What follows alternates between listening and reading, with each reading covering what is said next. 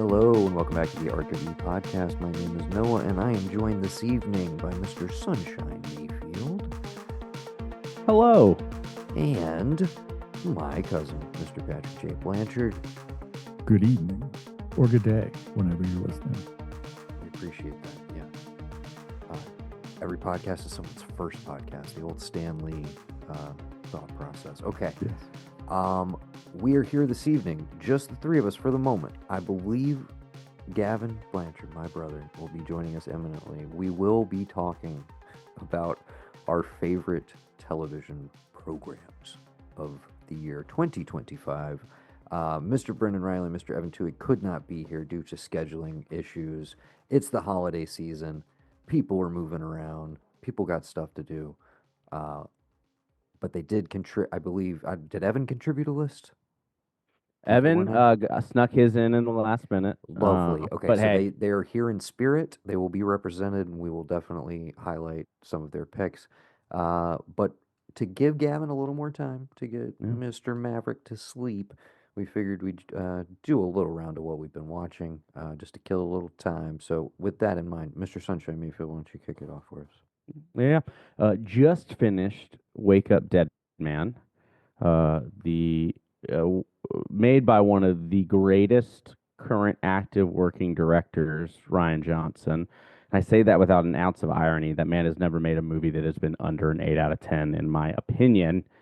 And he continues that track record here with Wake Up Dead Man. A whole lot of fun for me. There's a lot of nuance, some deep cuts, some biblical deep cuts, or at least like moderate cuts that I think are fun for people who maybe were scorned by the church in their youths. Patrick, have you seen Wake Up Dead Man yet? I have not seen it yet. I'm Gotcha. probably going to wait till it hits Netflix. Oh, it's on Netflix. It's on there now. Okay. Yeah. Then I will. Here's what I'll say. I'll say it you could easily say it's poking fun at the Christian religion, which I think it's doing that with aspects of it, but I think there's also a real reverence for what it can be and when it's at its best, which I think is a nice balance throughout the course of the movie. So without giving away too much, I think it's a joy. I think it's very funny. There's some Lord of the Rings references in there a couple times that make me chuckle, especially as like if you've ever gone to a religious school at the time that Lord of the Rings was coming out film wise, like I was, there was a lot of Gandalf, Jesus, death and resurrection connections that people were trying to make. He's much more John the Baptist. Yeah, which I think it's pretty funny. And if this isn't the year that Noah Segan gets Best Supporting Actor, I don't know what he has to do. Give that man his award. He has earned it. I want him to have it. If he doesn't get it, we riot. That's where I'm at. What did you think of our boy, Mr. Josh O'Connor? Real joy to watch on screen. Played comedy better than I thought he was going to. I think he's the best part of the movie, to me, and I think he's great in it. I don't want to get hyperbolic, but between this and The Mastermind this year, I still have not seen History of Sound with him and Paul Mescal, which is on my list, and he also has a movie called Restoration, which I believe is in theaters right now. I just every time out, I'm like, it's completely different. There's no go-to like trick bag. I don't see him repeating himself, if that makes sense. And again, we mentioned this with like Kirsten Dunst recently. He's not a guy who like I'm doing huge physical transformations or like, really distinguishing myself visually, but yet every single performance and character has been wholly unique. Um, I I already said he's the guy, and I don't want to call the shot too early, but I'm just like I genuinely think he is like probably the best actor of his generation right now, of that age range. I don't know who else he's up against. I should look up how old he actually is, but wow. Yeah. And And again, the only thing I'll say as a spoiler going into it, Patrick, Yeah. he is the lead. Uh very much so, which I guess is in keeping with the previous Yeah, the previous Knives Out and Glass Onion.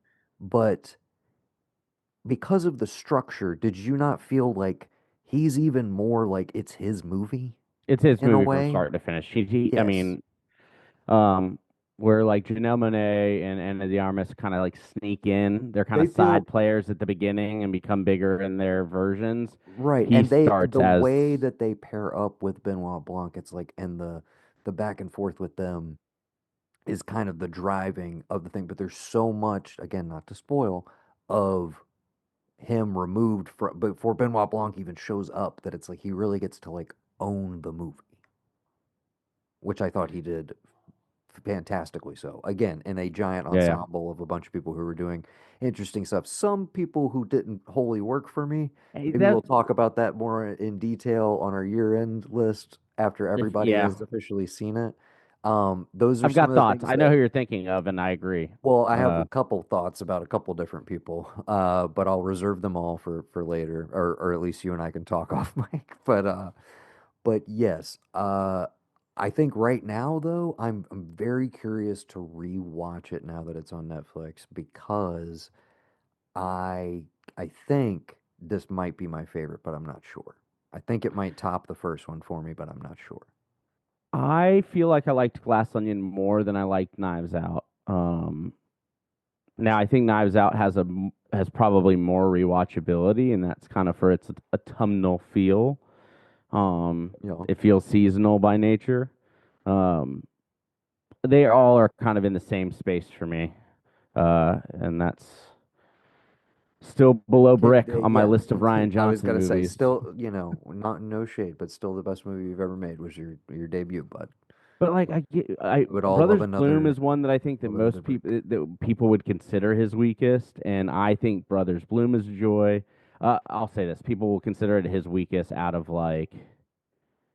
His black movies, quote out of unquote, his movies or removed whatever you want to. from the Star And Wars of it all. I think Last Jedi hate just feels incredibly Stupid and forced. Yes, It dumb. just feels forced. I don't it's know. Like it's the second best Star Wars movie. I think I put it as an individual movie. I think I it's probably my favorite, and that's because I went through the original trilogy not as a child or like later on my own terms. And I didn't love The Force Awakens, and I really don't love um Well, how could you? Scott Rise of Skywalker, and You can part of that barely is just remember because the of title of the it movie. It's feels so like bad. it's just trying to like course correct. Oh, people didn't like The Last Jedi. Let's Yeah. just throw things at the wall. But I think Ryan Johnson is just incredibly thoughtful in his writing. I think he does whodunits really well. I think he understands characters really well. Yeah. Speaking of, I don't know how this episode will actually roll out, but we were discussing, oh my gosh, who were we just discussing a moment ago? I was going to connect it to Ryan Johnson, director. James Cameron. I guess it would have been in reference to Cameron. Staying in the same, oh yes, it's staying in the same realm for so long. Yeah, yeah. It's been three of these back to back, but notably he has been very, like, in all of the press for this. He's like, the next thing I'm doing is not a Knives Out movie. He's like, I'm gonna come back to it basically. That's The still on the Star table. Wars He's doing trilogy, four, Noah. but he is doing something different next, a new original project, as far Give as we him his know. Star Wars trilogy. Give it to him. I have no You interest in cowards. him, and I think he has no interest in playing the IP game ever again. He has his own IP now, so I why know. not just keep doing that? Which is wild to me because I don't Kenneth Branagh has never done anything to me. I don't know that he's a bad person. I don't know if he may be a delight. I'm going to assume he's a delight. Let's just start I with that think he baseline. is. Didn't he cheat on like a famous actress? Isn't he one of these Brits? Left I don't somebody at the know. altar or something like that. See, I don't know all the British celebrity stuff, but no, people hate Branagh for something. He did something bad. Well, I don't know what it is, but like those Not like movies, cancelable bad, but like bad. but Like just he's like, got oh these stories man, that handed was a to shitty thing to him, do. Yeah. and like he can't make them work. Like he gets given these Agatha Christie novels, and I think he's self-producing most of them at this point. I don't know. I would assume I don't know who's giving him money for this anymore. Right. But they're never great. And I also hate Hell the yeah. his Thor movie's terrible. I don't like him. I personally Well, he may be fine, but as a filmmaker, well, the he's not problem my vibe. once again, much like Rion, like his best movies were his first steps. Hmm. Like his adaptation of Henry V is like one of the best Shakespeare adaptations ever. And that Didn't he also come do a Jane Austen novel at some point? yes, I'm pretty sure. That feels right And up he his did an wheelhouse. original whodunit with uh reincarnation in Dead Again, Oh yeah, which that's a good movie. was a very good movie. And I don't know. I think he he's a good workaday director. Like his movies aren't bad. His movies aren't great. Like Yeah, like Mary he, Shelley's Frankenstein. that was when he turned. Like that was like everything up until 94 was great, and then 94 happened. I think there's some like incredible visual and like cinematic stuff going on in that movie. You want it to be Bram Stoker's Dracula, which I think Yes. is like the good version of that. Yeah. But instead it's like, yes, it's the only other movie I can point to that's like it almost went for that, but it completely whiffs at the end of the Yes. day. Yeah. Yeah. 90. 90s were a tough time. Relevant because, apparently, Guillermo del Toro's Frankenstein is going to just automatically probably get a Best Picture nomination. He's probably going to be up for Best Director and a bunch of other shit. And I'm just like, are we really doing this? Are we Like that's really? on my list for sometime during the nebulous. I work for a university time where I'm off, so Well, it's that 2 week. I was try gonna say, and Patrick, it can stay on fit your it. list. I don't think that you need to rush to get it off of there. Yeah. Um, okay. Guess who just joined the pod? Back again. Say hello, brother. Oh, hello, brother. Man, he's down for business. He's got the hat on backwards and everything. Hey, brother. We were just doing a little what we've been watching while we waited for you to get here. Did you watch Wake Up Dead Man yet? That new Nope. movie with Knives Out? I saw that Knives Out was on Amazon, and I was trying to tell Becky, like, you've never seen this. You kind of watched half of the second one with me, but fell asleep. We should watch all three of these. Um, So you're going and through all of them before you we're go gonna we're crazy. gonna try. It took us like 3 weeks to get through Twisted Metal. I'm getting to the point now where I'm like, all right, he can see some stuff, but like there's some stuff I'm like, nah, we're just gonna not have this on while he's in the background. Like we Yeah, like we watched Miracle on 34th Street. He seemed to be down with it, the remake, not the original.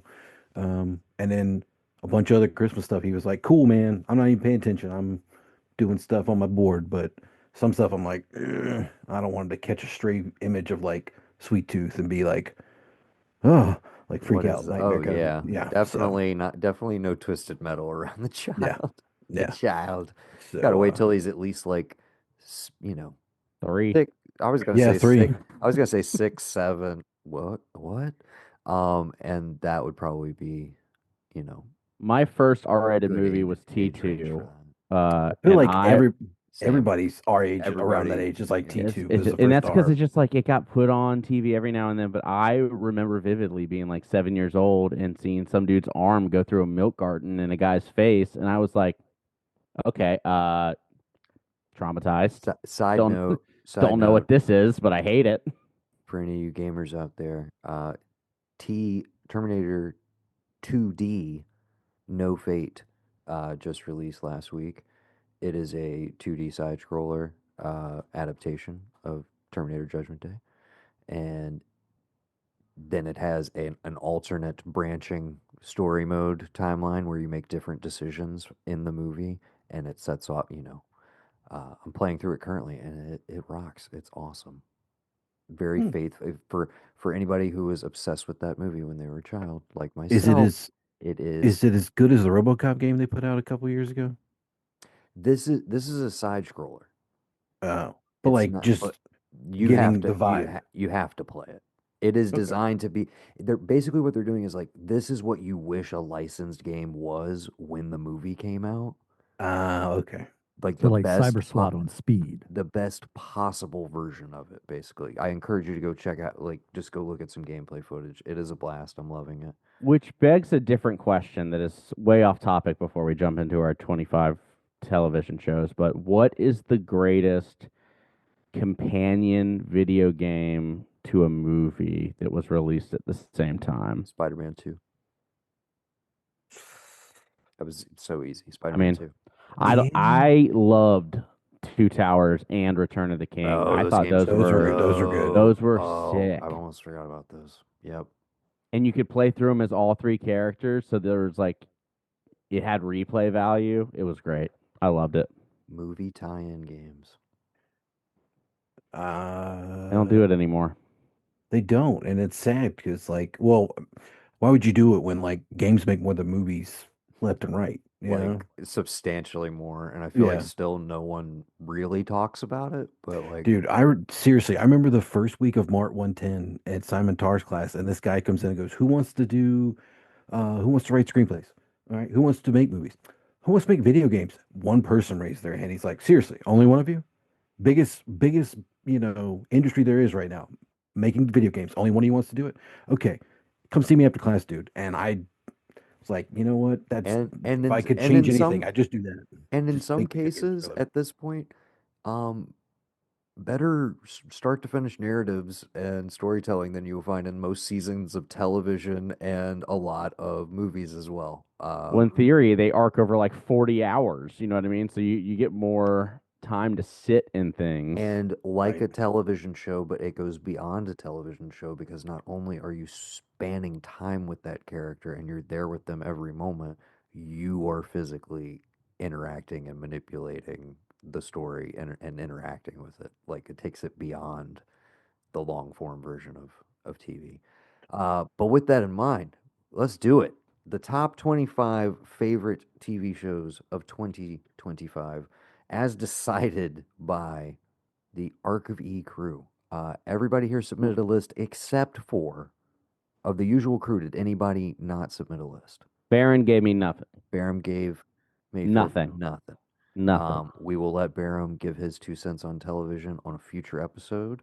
Uh, but with that in mind, everybody else is accounted for. Again, Brennan, Evan, not here. We hope you boys are listening, and we hope you're having a good time. Uh, we love you, and we'll see what happens. And if you are going to get dressed down while you're not here, kick it off and Possibly. yes. And So, I was gonna say, as per usual, I will turn it over now to Mr. Sunshine Mayfield, who will do all the cool list stuff that I put absolutely no effort into, and we thank him as always for what he's going Math to is do. hard, MK. Thank you, sir. it's all done by them computers. Um, but what I will say is that I think this, I don't know if this is going to read like a favorites list. I think it will. The top shows are going to be the top shows, but I do think some of it's going to really calculate into how popular or how interested people were in the premise initially. Because some shows are elevated just because all five of us watched them. Even if all five of us put them at the bottom of our list, some of our bottom list was 6 or 7, right? And so the points are there, and that's what they got. If they didn't think it needed to be on the list, they would have omitted it. But so that will happen a little bit. But there were early on a lot of crossover at the top, probably 15-ish, even a little bit more than that. The first few are definitely off those one-off lists of I think everyone's top four are on here somewhere, I think is the way that it kind of ended up shaking out, regardless of where you put them. So, or regardless of how many people voted for them. So, the first one, only one person voted for. It's a prequel series to a successful film franchise that is a recent one, kind of a new movie in the last 10 years. It's on HBO Max, and it's set in the town of Derry. It is It. Welcome to Derry on HBO, our 25 entry. Is it HBO? Is it Max? Is it HBO Max? Is there a difference in terms of like that is show? there is a distinction. That is an HBO proper show, which means that it airs on uh It airs HBO, on the the On channel. HBO as well. Yeah. Yes. And as of this recording, is it an HBO show or is it a Netflix presents HBO show? We don't quite know Or yet. Paramount. Or Paramount The presents? U.S. government has We not haven't. weighed in yet. Bribes have not flown high enough yet to figure Yeah. out who's going to get that monopoly. So, Yeah. any thought, Patrick? This was one of your picks specifically. You were the only one who had it on there. Yep. Give us thoughts, because I would say the consensus seems to be that it's got aspects of it that are really great, but it's also kind of like just in kind of mid form across the board as a story. I'm on board for Chris Chalk playing Dick Halloran. Yeah. And specifically, I watched the after show where they interview people, Mm-hmm. and he was like, and this changes him. This is why he's like he is when he's Scatman Crothers. Mm-hmm. And the big thing for me is like I dig it because they picked up aspects of the character from the book that were not previously explored. They go into Shining territory. They go into Doctor Sleep territory. They go into Nosferatu territory. Is there Like it's turtle? yeah, it's a total, and like it's him, and it just despite the unevenness, in some ways it feels more it. Like if you're a fan of the book, there are things here that, while not in the book, feel more like the book did than the two movies did. Gotcha. And I'm Yeah, a I big was, fan of the book. and I think part of the reason I didn't watch it, though, I tend to watch because this is a Sunday night HBO show. Yeah. It's in that prime spot. Yeah. The movies just didn't do it for me in any Same. meaningful way, and so I just wasn't super excited to jump into the show. But it sounds like there's a potential that you may actually like the show better if you didn't vibe with the movies. Kinda. And the other thing, like I wasn't interested, and then I saw that Chris Chalk was in it, and I loved him when he was on the HBO Perry Mason show, which is where I kind of really dug into him as an actor. So I was like, He was I'll give also it in a the chance for him. newsroom, correct? That is, I didn't watch the newsroom. I My was gonna brother say, says he's amazing in that. I know Chris Chalk, but I'm like, what do I know him from? Because I haven't watched any of what you guys are talking about. You know him from Perry Mason. Do you didn't watch Perry Mason? I didn't watch Perry Mason. Oh my dude. God. Like, you should watch Perry Mason. Fuck Yeah. Prowler. Yeah, for real. What? Seriously, what do I know him from? You guys continue, but don't No. call on Oh, me. we were derail the waiting on pod. bated breath. That's your 25. That's your number 25 of the year. Is it Welcome to Derry?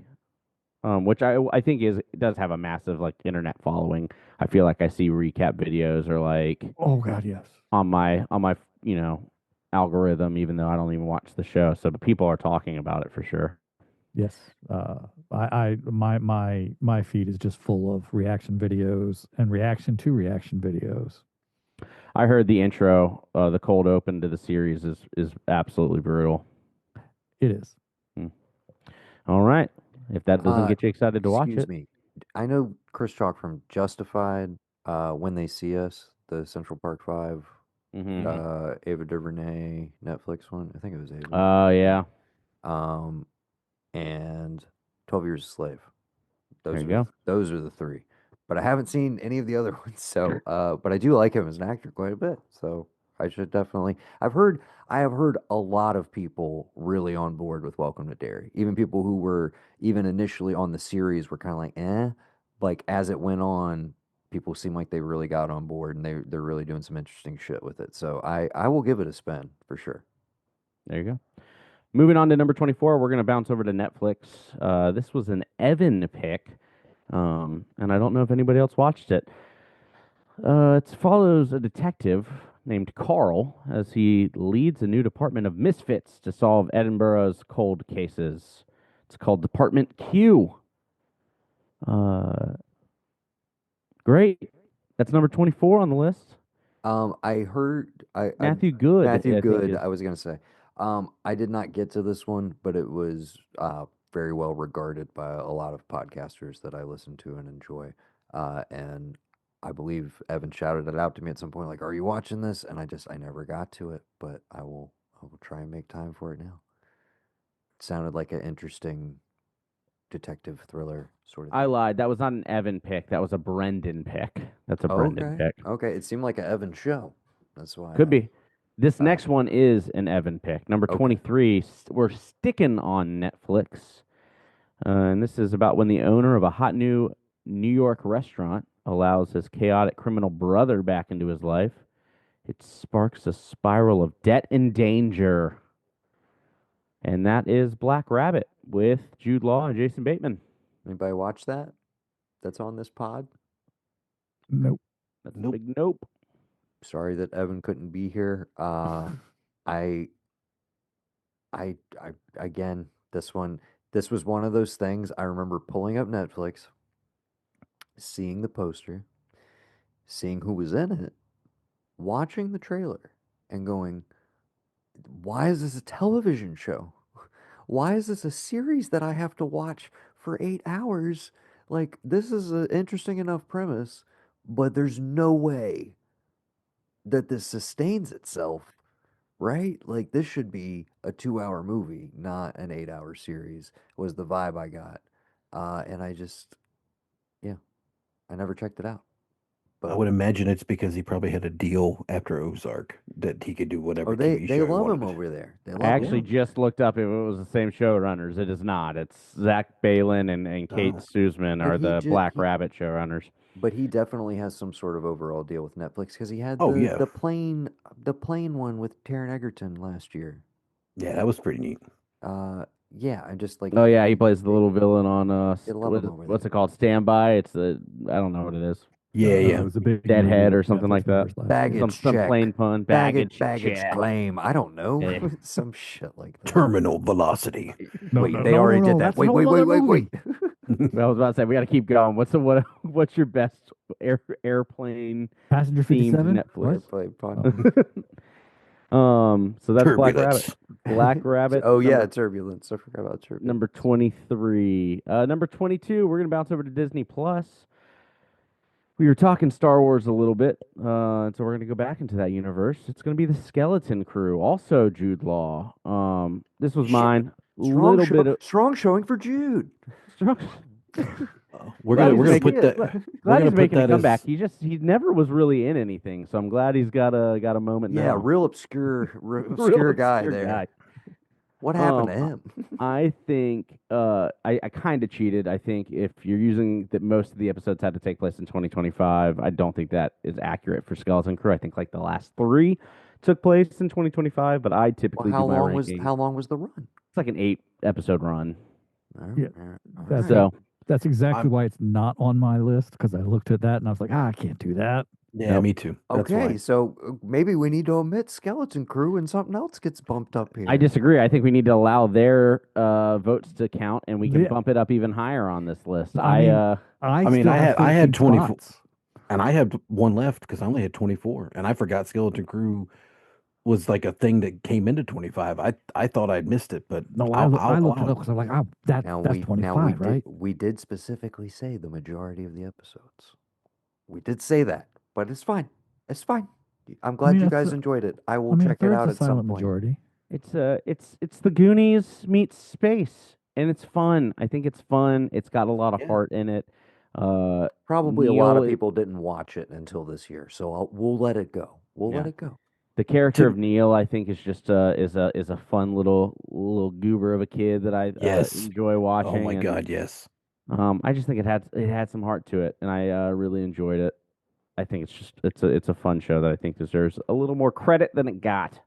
Yeah, I feel like people were so like amped up about the Acolyte thing that they forgot about Skeleton Crew because the Skeleton Crew to me is like what you can do when you have a property that has tons of stuff in it, but you have nothing to do with anything. It has nothing to do with anything other than okay, there's some Rebel Alliance X-wing pilots, and there's another planet, and they go to another planet, and there's terms that we've heard in Star Wars, but there's like literally nobody from any other Star Wars show in it or movie, maybe some book, maybe some huge extended universe or something like that. There's somebody out there that's like, oh well, this person was this. No, it's what you do. You have this giant sandbox, whatever, to play in, and you just do your own original thing. And if it's good, if you write it good, it doesn't matter, what happens.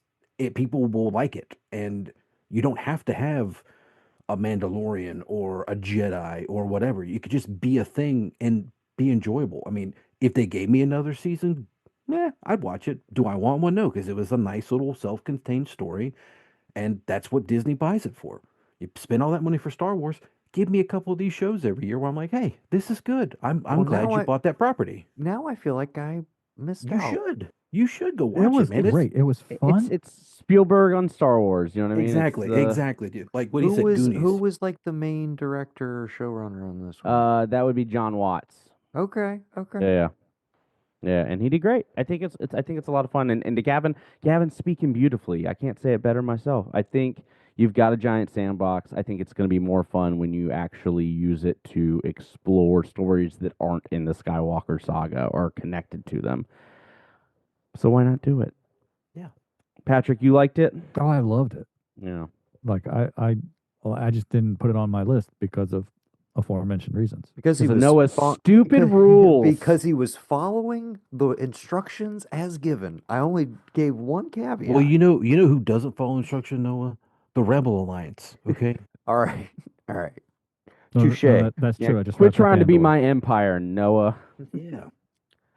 How dare you? All right, let's We're let's trying to go bring to order to what's- this galaxy, Noah. Let's go to a more prestigious pick. We're going to go to Apple TV. Brendan moved Owen Wilson's stick up to the 21 spot. What is Jesus. happening? Jesus. He had it ranked highly. What can I say? Did Thought he I only only had put like 6. 6 shows? I feel like he should have counted for less or something because he Well- watched less. Like, why is well, he? What? This is his number 3. All right. Does that mean we only have to deal with his number 2 and 1? Yeah, I I would hope mean, so. Don't this is- spoil it. Don't spoil it. All right. Stick, Owen Wilson. It seems charming enough. I think Mark Maron is on this show, Gav. Maybe He we is. should That's check the it only. out. Have you watched He's it? no, I haven't. He's the only actually. I could talk about. I'll talk about off mic as to why I didn't pursue it. But like it looked fine. But I was like, there's more stuff that looks like it would be better. There was a new season of Slow Horses I knew was coming out, and then they had a couple other new shows on there. I was like, I think I'll check these out, and I It did was over that one. honestly, this is true of the year of TV. There was a lot of like huge gaps where there was nothing going on, and at no point was I like, time to watch Stick. That's all I'm gonna Right. say. All right. Here's what I'll say, Brendan, if you're listening, which I know you are, probably with shoddy internet, so I may be jumbled when I'm speaking right now, but I'm glad you enjoyed it. I'm glad you watched something that you dug. I pick on you a lot. Here's my time to say when you're not here. Don't let me yuck your yum, bud. Enjoy it. I'm glad you liked Stick. Number 20. We're He's a stick going. man. He loves the stick. Loves the stick, which Loves is the great. stick. Number Happy Gilmore 2 is going to be number 1 on this list. Then yeah, he's a big golf guy. He's a big golf guy. Big golf guy. Are we calling that a TV movie now? Anything that's on Netflix?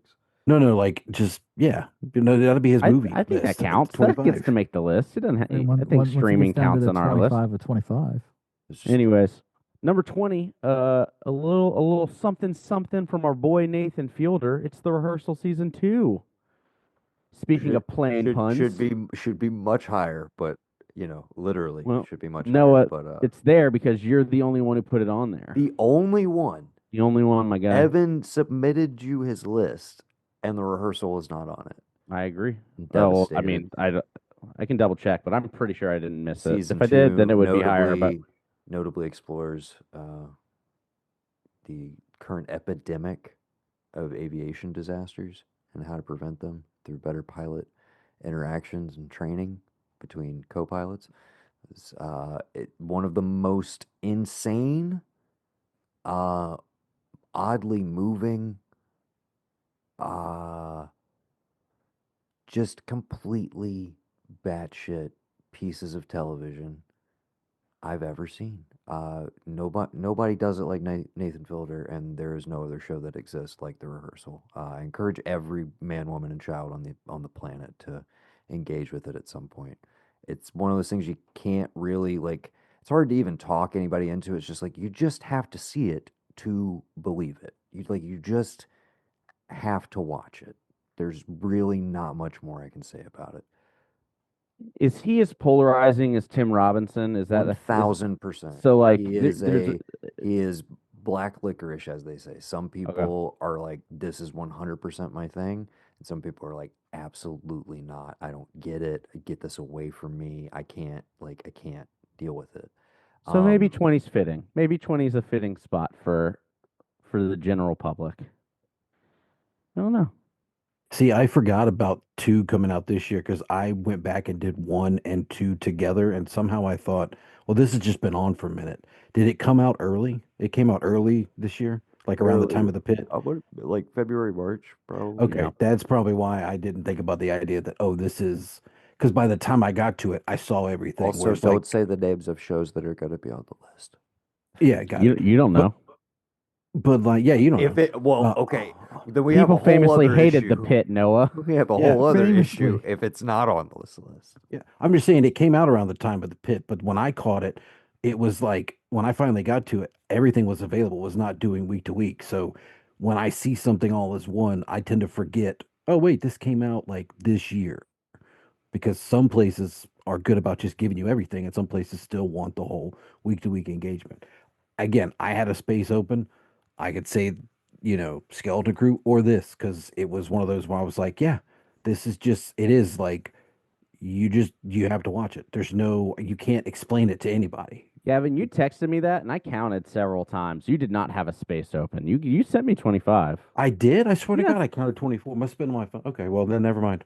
That just forget everything I said. Let's go to the next one. Number I mean, I'm 19, glad My you go. brain enjoyed doesn't both of work them, for the though, next 5 years. It's The okay.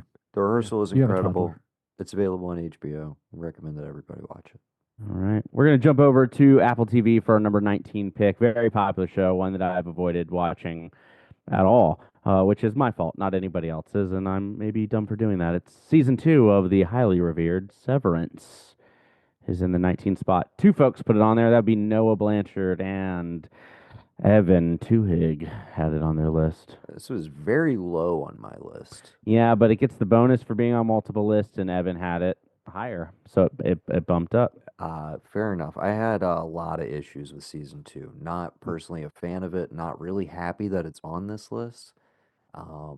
But uh, I think to a certain point, probably still, I don't know. I'd have to think through it, and I will as we go through this list. Probably still the most visually compelling show of the year. But I would actually almost say not even at this point because of a little show called Pluribus, personally. But yeah, I was still able to engage with it on a pure like technical level, but it was a very frustrating season of television, and I have kind of little to no interest in continuing with the show. Uh, so that's where I stand on Severance at this point. Uh, I'm sure Evan will present a counterpoint when we get to it. And again, another show I wish that Tim was here for because I think he had mixed feelings on it as well. But Didn't we talk notably, about it earlier this year, you and I? I think we About how it did. just like dropped off. It was just like, It what are we just doing? felt like we were just spinning our wheels and like it's gone up its own butt in the you know in the bad kind of way that we were Yeah. talking about. Or we were talking about Cameron earlier. Like Avatar is now not just a repeat of Dances with Wolves. It's like it's just about its own universe and its own lore at this point. It insists upon itself, Noah. Yeah. It's insistent. Yeah. So yeah, anyways, Severance, it's not really my cup of tea. It's still, even in spite of itself, there was some things I liked this season, but it was hard to be generous to those things because of how much I was just like pulling my hair out over every other decision Well, and that they made. this may be the first example of where it may be one of the top shows of the year just because of where it existed in the zeitgeist and the fact that people on our crew decided to watch it and name it on the list. It is what it is, and so I think that alone stands for something, Noah. For sure. Here's a show that no one watched in the 18th spot, except for Evan, who ranked it as his number two show, which is the only reason it is here. I can speak not poorly or positively about it. Stars John Hamm. It's on Apple TV Plus, and it's Your Friends and Neighbors. John Hamm stars as a recently divorced man who begins stealing from his wealthy neighbors to support his lifestyle, uncovering dark secrets in the process. Could be a fun premise. Wouldn't know. Didn't see it. Evan's not here. This I was just real quick. This would be my biggest like, not that I think it would rank highly for me, but my biggest blind spot from this year where it's like that should have been right up my alley. I'm a diehard. I like pound for pound. I think Mad Men is the best show of all time, probably. Like maybe not my favorite, but probably the best television drama if we're limiting it to drama ever. I should have been like day one following Your Friends and Neighbors just strictly because of Ham, because I've always wanted him to have a post Mad Men moment of leading something that was like a thing. And I think this was a thing for a little bit, but I think, you know, I'd be curious to hear Evan's take on it. I think a lot of people were almost watching it ironically and having fun with it. It's notably a big meme right now. That's all I'll say. I keep seeing John Hamm dancing in the club. Uh, I didn't even know it was from that, but I keep seeing him dancing in that that damn you club. see the face, the classic like blissed out face shot Yeah. groove into, yeah, that's from that show. Okay. Oh, I thought he guest starred on Euphoria. Okay. No, we don't have a new season of that yet. I'm waiting.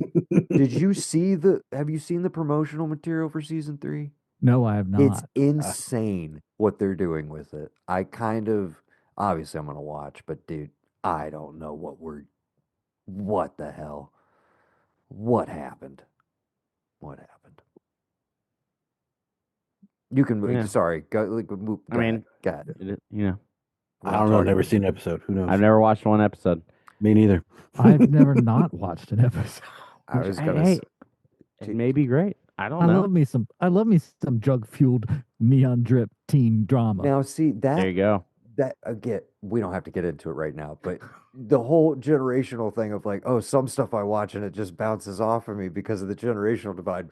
But of course, I'm like, but of course, Patrick watches Euphoria because it's Degrassi on crack, is what Locked it in. is. It's 100% what it is. I thought it's Degrassi on ecstasy or That Molly. That too. Episode to On episode, all friends. the Episode to drugs. episode. Okay. On all the drugs, the Fair different enough. drugs, different shades of different drugs. Okay. Because if there's one thing teenagers always have in common, they're always doing drugs. Doesn't matter what happens, they're always doing drugs.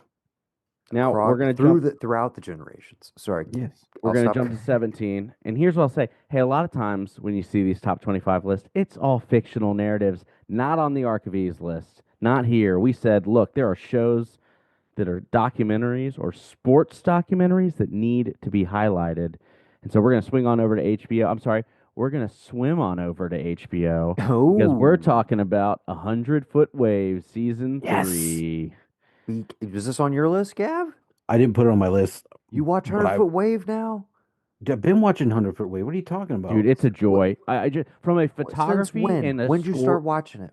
I don't like a month and a half ago. I watched Okay. tons of stuff, dude. Right before I watched that like 5-hour sci-fi doc and then the 3-hour first-person shooter doc. I watched it. It was great. I'm so happy you finally got to it. I got Barham into it this year as well. Mayfield, obviously. Speak on it though. I've talked about it on the pod before. You go ahead. I think one of the things is just from a story of following these guys chasing their dreams and getting older. There's something that hits on that aspect just alone. 1,000%. But what it really is just some of the most beautiful photography you've seen and some of the greatest music put to film that you have seen. The Philip Glass score is fantastic. transcendent, dude. Yes, it's so good. You get lost in it. And like as someone who like was surfer adjacent, like I've been on a surfboard but not truly successfully in my life, long term. Friends that much better surfers than I did. There's just something about being lost in it, and I'm like, I could go surf. I want to go get a surfboard and drive to the coast, and of North Carolina, where the waves are famously large and surfable. Um, Listen, it's listen. but We have it's very good, and I think it is worth watching. I will say episodes can sometimes feel redundant over time if you're watching them back to back. Um, but you don't really care because you're spending a lot of good time with good people, and I think it's very enjoyable to see people fight for something they're passionate about, which I think is where a lot of the heart is. I was gonna say we have a cousin, first cousin that when hurricanes would come into North Carolina, he would be one of the like first responder. He was one of he didn't leave. He wouldn't leave the coast. But the morning of, he would always go out. He surfed when he could, but he would always go out then. And he said those are some of the best waves because it's like you're right. The coast is famously they have huge waves in North Carolina, but they get even bigger when hurricanes come through. So, I was being they're- sarcastic. The waves are yeah, I know. famously small. Yeah, they're terrible. But that was the only time he could get like a good set would be like the morning before a storm come in. So he would always go on the beach, surf for a little bit, and then, run home, batten everything down, and then go to whatever little shelter they had for him. But yeah.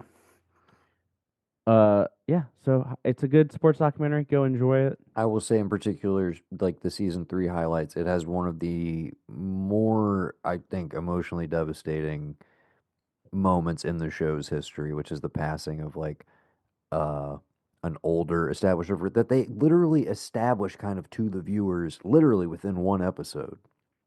And then he dies in Hmm. a big wave incident, and there's a tribute to him in the following episode, and like it kind of carries throughout the back half of the season. And beyond that, one of the things they all kind of do and come together to do is where is that location where they describe it as like surfing on the moon, where you're completely at like there's no, it's that break that happens out in the middle of the ocean, that Is it they're like Navarre? chasing. I think so. Yeah. Alpha of. Yeah. But I think anyways, it's that Navarre, that whole sequence was Spain. was pretty incredible. Just the idea of like how do you surf when it's like you don't know where waves are breaking Hmm. in open water and you have nothing to gauge, like, there's no rhythm to anything. That felt like okay, we've gone like beyond everything the show has established up to this point and was just like I can't believe they're showing me something new again. Uh, I think this is the end of the show for a while. I don't know if there will be more 100-foot wave. I will say to your point of like watching them all crunch together. Uh, I have watched this show like pretty much Week to week. yes, and with the gap of like years in between seasons in Hmm. some cases. So, uh, yeah, I think spaced out, but I could definitely see what you're saying. But I recommend like I think the seasons themselves are great in the way they're constructed start to finish. I agree. But I do think if you're binging them or catching up on it, probably good to like check out season 1, take a little breather, and then come back and like yeah, because don't get burnt out on the show because there are some characters like the guy they're mainly following who may grate on your nerves if you are just mainlining that personality for Which I think you works know. for the story. But yes, Yes, I it's very effective. It is, again, some of the best documentary filmmaking that is happening right now is documenting these guys. It's fascinating. It's so good. all right. That was number 17. Let's jump to number 16. A show that was voted on specifically by Gavin and Evan on Netflix. It's a mystery thriller starring Claire Danes as an author who becomes obsessed with the neighbor's suspected who is of a gruesome crime. And it is The Beast in Me. Gavin, give us your thoughts, bud. This is solely a pick because HBO decided that they weren't going to pick up Perry Mason anymore, and this year I have also, in staying up late to clean up the kitchen and wash bottles, I finished all the Americans, and I don't know why Matthew Reese isn't in everything because I think he's brilliant in literally everything, even the little bit he was in this one Apple show last year about like it was like effects of the environment throughout like the future, and he was in it for one episode and I was glued to him. I think he's great. So him playing as like is he this monster? Did he do this? Did he not do this? Is he just a victim of like bad time and circumstance? You got Jonathan Banks as his dad. No one will appreciate this because I don't know if we talk about this guy, but um, Padre from Vampires is like an uncle. He's got a bald head. He's like What? a fixer dude. Yeah, dude. I saw him and What? he's talking and talking. I'm like, I know that fucking face, but What he's is that bald. actor's name? Tim Guinea, Gurney, I don't know It how you is pronounce his last it name. no, it Yeah, is spelled Guinea. We figured that Guinea, yeah, out. So Guinea, we're yeah, not yeah, we're that is not a slur, people. It's yes, literally the yeah, guy's name. yeah. It's But he's in it as like Jonathan Banks's brother, and Matthew Reese is the son of Jonathan Banks, and they're like this kind of like New York power like family thing. Um, Claire Danes in it, Brittany Snow's in it. It's one of those like somewhere in there. I was like, this feels like it could have been a book that some woman wrote, but also not. I don't know if it was based on any source material. I it's kind of got recency bias because it's the last thing that Becky and I watched through and through like at once, besides the trash TV that she has me hooked on, like 90 Day Fiance and well, that's it really. Uh, but it's really good. You may kind of feel like it's okay. I've seen this before. It's formulaic. I know where it's gonna go, but I feel like it does a good enough job of like keeping things close to the chest until you get towards the latter half of the series. But yeah, it was really good. There you go. Yep. The Beast in Me. Moving on to our number 15 pick. We talked earlier about The Last Jedi getting forced hate. I think this show comes into a similar space. Put on the list by both me and Patrick because we like fun shows, Noah. It's a little bit of a Marvel drop. It's not a little bit of a Marvel drop. It's a Marvel drop. It's Ironheart, and I think it was a joy to watch. Had a lot of fun with it. It Patrick, what'd was you think? it was fun. It was serious when it needed to be serious. It was light when it needed to be light. It was um a lot of the criticism I saw, I completely don't agree with, and comes from people my age. They're like, it's too street. I'm like, screw that. This is awesome. Yeah, that just feels a lot of criticism I saw was definitely like, oh, that's just racism. Oh, great. Yes, yes, Okay. yeah. All That's right. not going to scare me off. Maybe we don't do that. And so but also Dominique Thorne was great. Anthony Ramos I thought was fun in it, but I really think Alden Ehrenreich Stole the stole show. the show again. Um, I don't. He just keeps. He's able to do it, and he is one of the most fun parts about that show. Yes. Um, Oh God, yes. and so he's another he's another secret dude that like they tried to force him on everybody too quickly. It's not like his fault, and he is actually pretty brilliant, but like he's had to like claw his way back to people like actually realizing it again because it's Yeah. like nobody watched Hail Caesar. And it's just like, guys, he is fantastic, but now with this apparently with weapons, like he's back, man. He's back. Solo, Solo's great. I think it's fun. I that's Love another. I Solo. think he makes fun movies. Yeah. Wait a Also minute, was he in Oppenheimer too? he was, yeah. Yeah. That's second best part of Oppenheimer behind Robert He's the Downey. one he's the one putting the screws to Who's the yeah, RDJ. dude? Yeah, dude. That's that. Yeah, I love that dude. I've He's always great. loved that dude. He's great. Great actor. But also And Eric you tell me Andre he. is in Ironheart. All right, there we go. I Yes. gotta watch it. Yes. I was gonna I just say, didn't get to this. literally, So. you telling me that I had no idea he was on the show. Is this the one that Sacha Baron Cohen shows up in? I won't Yep. say as who. Okay. Yes. Yes, yeah, yeah. All And right. and I think one of it felt like reading a comic book to me in a really fun way, and just in terms of the arcs and what was happening. Um, and I think it's a bummer that Marvel is really leaning into trying to revert back to the past as opposed to just writing these new characters better. Yeah. And it's not that they wrote these characters poorly to begin with, but you were essentially going to erase some really fun things that took place over the MCU because of just this fear of box office failure, which is a bummer because I think Shang-Chi and Riri Williams and Miss Marvel have been fun to watch on screen.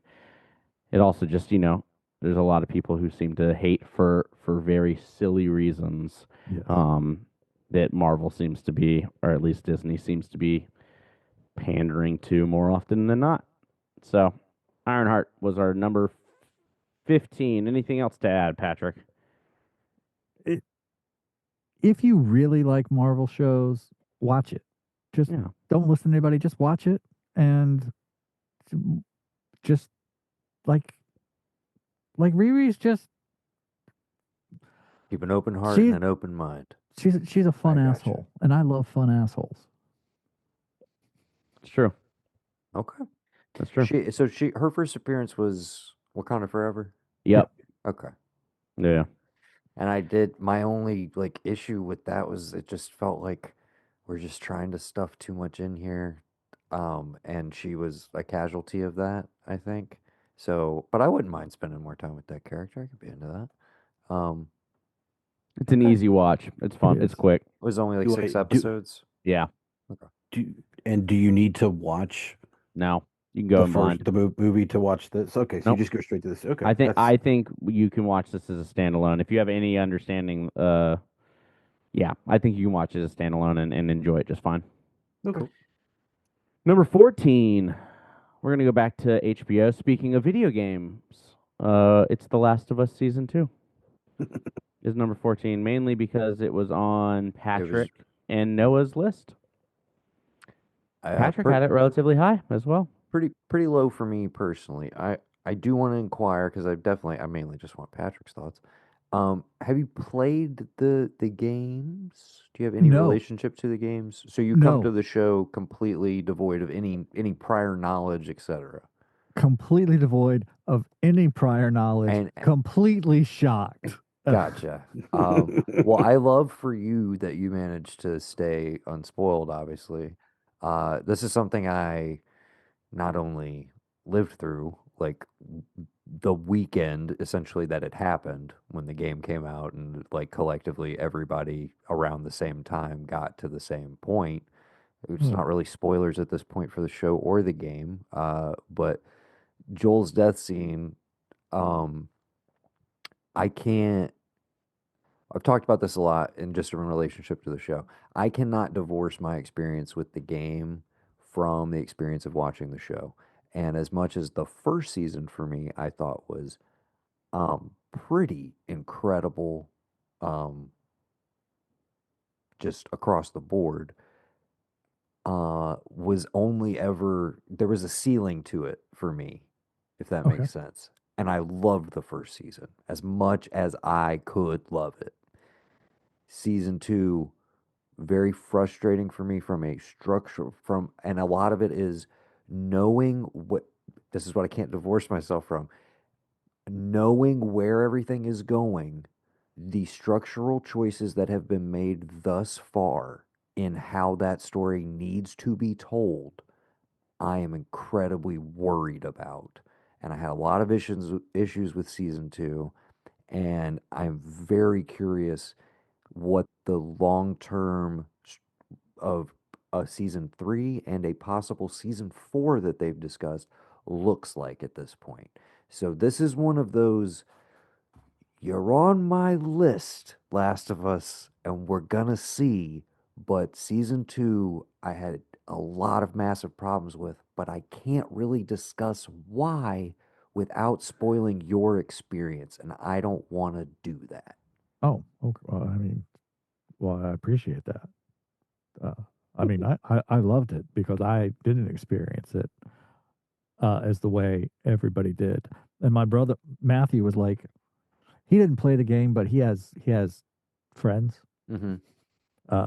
who would not leave him alone Yeah. about the game. And I was like, Oh I no, told him, I'm like, I'm wrecked because this Joel thing. And he's like, you didn't know? I was like, no, I didn't know.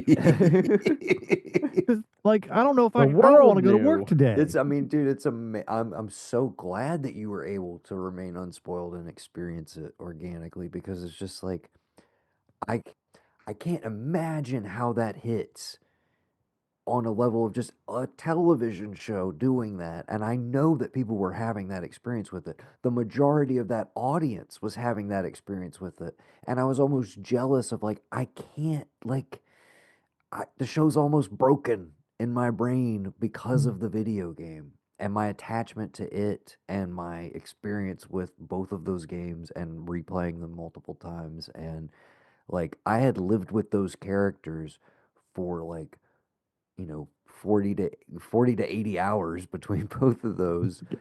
before the show was ever a gleam in anybody's eye, essentially. And uh yeah, I just so it's a weird and a hard show for me to talk about. When Gavin and I have tried to cover it, it's the same sort of thing.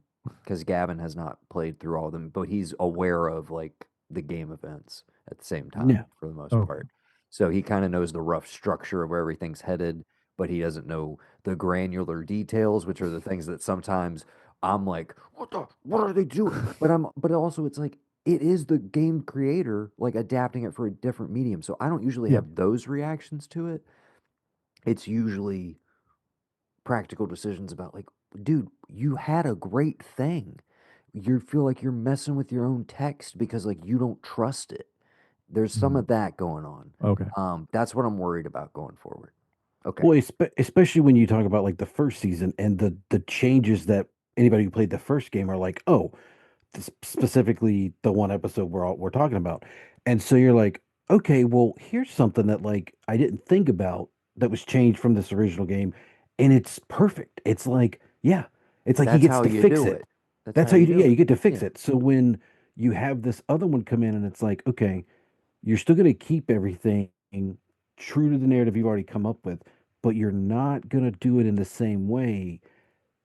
It works because of the way you do it in that over that time span of the second game, how you're thematically given stuff. But if you don't give me it that way here, is it going to be the same And thing? when you're giving me seasons that are potentially 2 to 3 years apart is what we're looking at before we get another a season three. Yeah. And I just don't know. Obviously, in the world of streaming, people rewatch things, they binge things. I get that, but I don't know. I always feel like it's easier to maintain that like emotional investment when you have like a show that has a steady pace where it's like it's that time of year, you know. It's such and such season.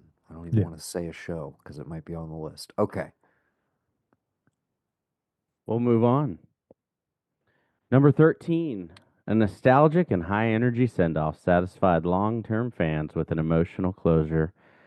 And also, some would say improved fight choreo in this Netflix season 6 of Cobra Kai. Oh hell yeah.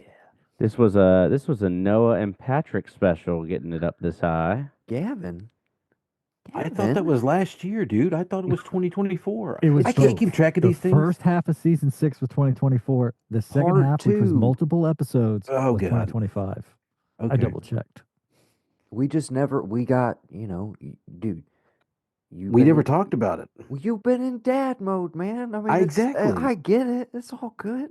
I'm just saying, like, we haven't Dad had dad time. dad mode is the reason why I forgot that it was this Exactly. year. But of course, it would have been. That's what I'm saying. That's why I'm kind of shocked it was this low. I was like, I figured this was going to be easily top five because I was like, it's got to be on at least three lists. That's what Like, I Yeah, was it would have thinking. been. Yeah, it would have been in my top 10 for yeah, sure. fucked up the numbers, brother. But anyways, what a great Hey, season of didn't know we were television. going to this format this soon. Sorry about it. No problem.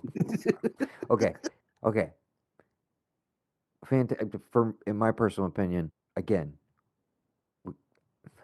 hard show to talk about. Every season is a 10 out of 10. It just is on principle. I'm sorry. No season is inherently better than any other season. Every season of Cobra Kai is a blessing, and we thank the television gods that we got any of it to begin with. And they went out perfectly, namely by rounding it all the way back to the original intention of this show when it launched on YouTube. This was Johnny's rehabilitation journey as a character, and it comes completely full circle. And the scene with him and Kreese in like the penultimate episode of this season was the best acting of William Zabka's career, and he should have gotten a fucking Emmy. He was absolutely incredible this season. Fully delivered on the promise of the original intention of the show, gave satisfying ends to all of our favorite and beloved characters, and something that Gavin and I did talk about the last couple. I guess this would have been season 4. I don't know when the last time we covered it on the pod was, but End of 5, I think. one thing we were enjoying in that all of the kid stuff that would have been the biggest barrier to entry with us, but we just kind of like we got attached to these kids over time. Yeah. And our the thing we loved was it was not repeating beats over and over again. They were doing the thing where it's like characters were actually growing. They would Right. be faced with similar scenarios that they had faced before, but now they were approaching them as different people, like people who had grown and now make different decisions. And it's like on a very practical storytelling level, that is shit that like we do not see in television. That is actually more true to life that like people do grow. And it's like people do reflect and are self-reflective sometimes. And you have characters in the show going like they start to fight because that's their natural instinct because this was their enemy, or they have this like harbored grudge or whatever. But then they're like, no, we worked our way through that. We're not mad at each other anymore. Nothing's gonna break us apart. And you know what? That shit's fucking satisfying. I really love all these kids, and I loved this show, and I'm so glad we got it. And I'm just, yeah, Cobra Kai never dies, man. Never dies. So great. Should be way higher on this list. What a great time. No, I'm glad you loved it because you're gonna hate this next pick. Number 12, Alien Earth. What the fuck is happening? What? Like How? it was my last slot. I'm sorry. How My long was last your... slot was number 12 because I only watched Patrick. 12 shows. And Oh. Gavin also had it high. And I had seen it, and so it got points from me. Like, I'm sorry, I only watched 12 shows and it was number 12. If it makes you feel better, it only beat out Cobra Kai by 0.4 of a point on my scoring My metric. God. Which means that somebody reminded me that I could have voted for Cobra Kai and we'd flip them at least. Yeah, You- You have access to the internet. You could confirm. I thought Whether that show ended. I thought that show ended a year and a half ago. It just feels like that, man. It does feel like that. It just feels like that. But yes, it's been a long, really, really long year. Okay. I like how we're just glossing over talking about Alien Earth. Yeah, do you want to talk about it, Noah? Or, I not at all. I Gavin, really you had it. You think- had it rated the highest. I I've, so I've said my piece. Thank Noah you. doesn't like it because he doesn't. I mean, again, he feels like it I needs to appreciate be art. something different. He appreciates art. Yeah. I did go back and watch all of Fargo in the last year and a half, and I think I got to like the last season of Fargo that they just came out like about a month or two after it came out with, and so I don't know. I mean, I don't know if that was part of it. That I don't know. I like anybody that gives me more of a thing that's already established. Whether it's good or not is not relevant as how it sits in the whole world. But I mean, we've never seen Earth. The only thing we hear about Earth is in Alien Resurrection. She's like, "Oh, I'm kind of a stranger to Earth. I haven't been back to Earth." Because technically, she leaves on a Nostromo, and when she comes back, she's 50 something years older, and then she goes right back out, and then she Lest, dies on some killing. So lest like, we forget AVP Requiem. yeah, I Lest don't we count. forget they were on the Earth. That's they right. were Yeah, they were on the Earth. and they I were know in it's not. I Alaska. know it's not canon. I know it's Yeah. not canon. But But I appreciate the idea that like I don't know, it's the same way that like the parts of the most recent Alien movie I loved is the stuff that like just kind of builds that world that they're using Mother as a technology. So the idea that like there's humans that have they're augmented or like all the stuff that's going on Earth, the boy genius thing and the Peter Pan thing, I could it could give or take. it's so much of the season, though. That's why it's not good. So and I love the Lost Boys. I love Peter Pan. That's that's my Like, thing. only Tom Hanks works as an adult playing a child, playing an adult. Yeah. That's it. That's the one time we as Americans were like, this is okay. Never do this again. Never. Even though But I go back and rewatch, there's still some questionable things that do not age well in Big. Oh, 100%. Number 11, She because was definitely gonna hook up with that child. Didn't she say like call me in 10 years or something? What is the line? It's like the last thing she says to it's like him. a real weird blank check moment as well with oh my the god, the cop Aaron dating. Duffy. Oh yeah, dude. Oh Um, man. number I'm gonna risk my 11. career for this kid. I think that definitely made an impression on children of mine and Gavin's age though, which was like, oh dude, yeah, I could totally get fucking Aaron Duffy. Like Screw girls my own age. I'm going like after like older babes that age are gonna babes. be Yeah, into me. Babes specifically. That's definitely the terminology we would have been using. yeah. Number 11.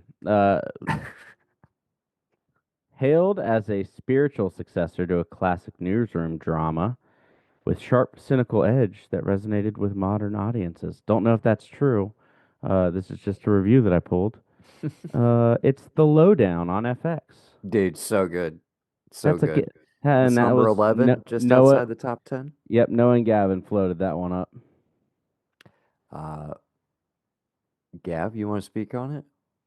I it will just I want to say one thing, and it's the one thing that stuck with me, and it's a Tim Blake Nelson line, and he says, "You know, there's only really just one plot.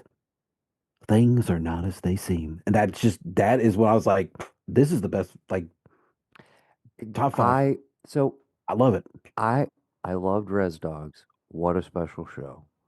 Um, I don't know what I expected going into this, but like Sterling Harjo is high on my list for like continue to let him do whatever he wants in the television space. But also I want a movie from him so bad. Yeah, Like, and I just again, he's established, especially with this cast, the amount of like absolute just like killer actors that are down to like I like what this guy's doing.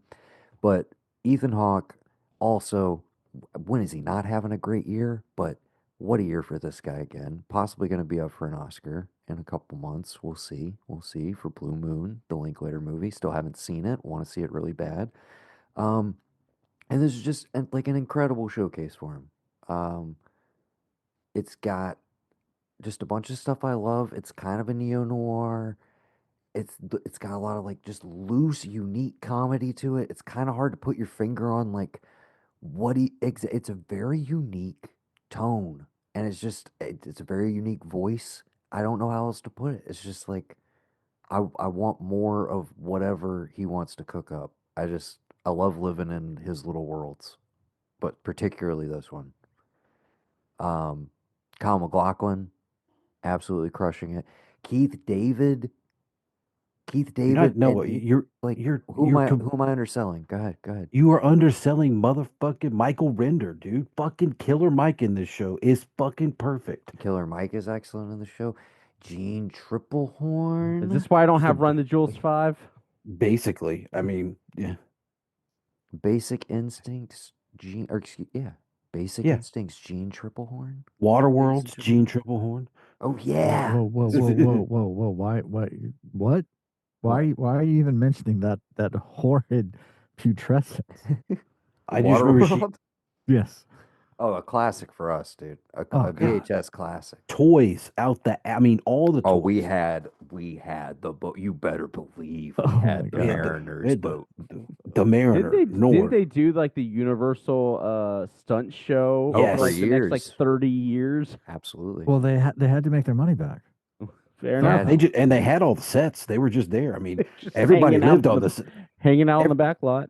Everybody lived on the sets. Costner took a helicopter back and forth every day. He wasn't staying on that shit on the water, but most of the cast and crew had to stay on that floating atoll. But it is what it is. That movie's like 3 hours long, by the way. P.S. Yes, Yes. So with it's Yes. with secretly 3 hours long. it's the No, postman no on secret. land, No off secret. land. Not a tight 90. When's that Not getting its a tight re-released in 90. IMAX? When's I want a that one direct. I coming want the back out? director's cut. I want it Oh, too, dude. I dude, double feature with that and the Postman. Oh my God! dude. Now, Gavin's my favorite. No, Patrick, I'm trolling. I have never seen the Postman. I've never seen the Postman.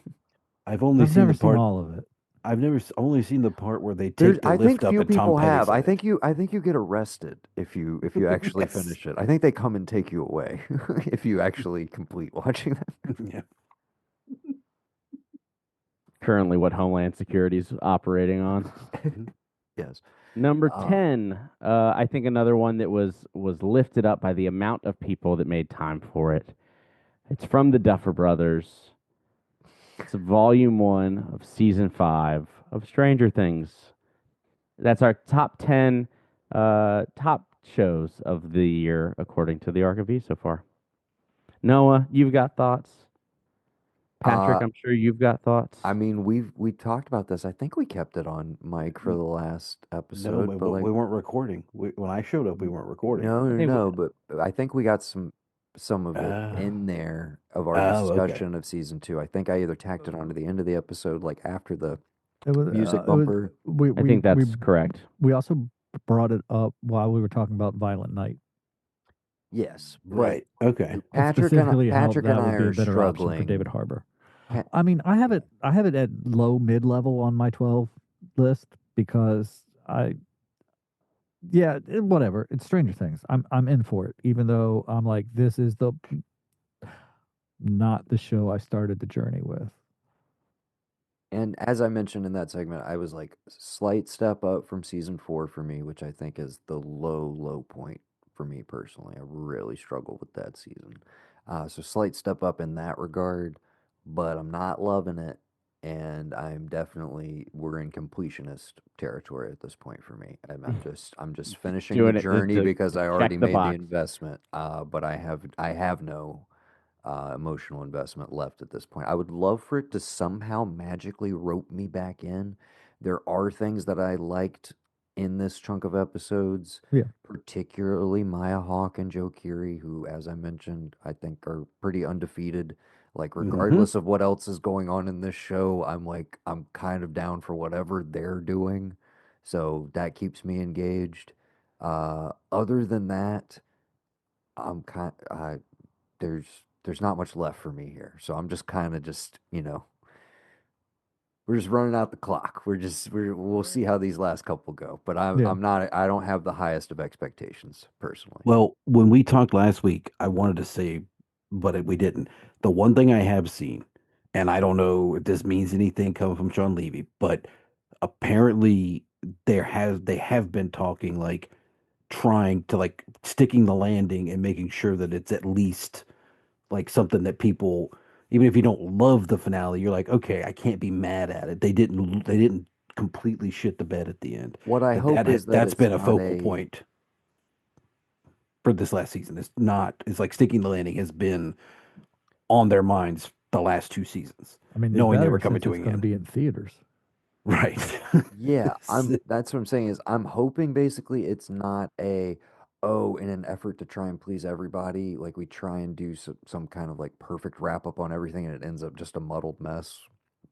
That's sort of I hope it's something kind of bold, but I don't Yeah. know that like I've never trusted them honestly to be bold. We've talked about my issues with like the stakes of this show and them refusing to actually have any of them Oh, basically see, my except for new characters that are introduced in a given season as basically fodder for whatever they're fighting.